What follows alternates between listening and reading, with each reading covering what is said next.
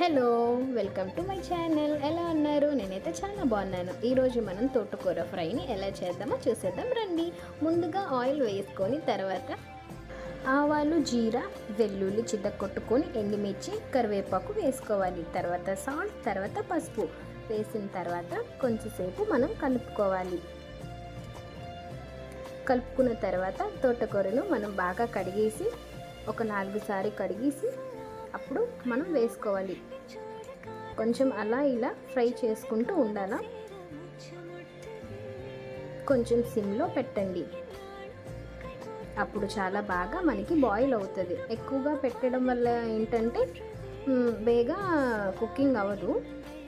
So లాస్ట్కి మనం కొంచెం వాటర్ అంతా బాయిల్ అయిన తర్వాత సర్వింగ్ డిష్లోకి తీసుకుంటే చాలా బాగుంటుంది.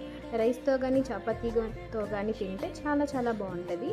ఒకసారి మీరు కూడా ట్రై చేసి చూడండి, చాలా టేస్ట్గా ఉందండి. Like and subscribe. మీకు నచ్చినట్లయితే నన్ను ఫాలో చేయండి.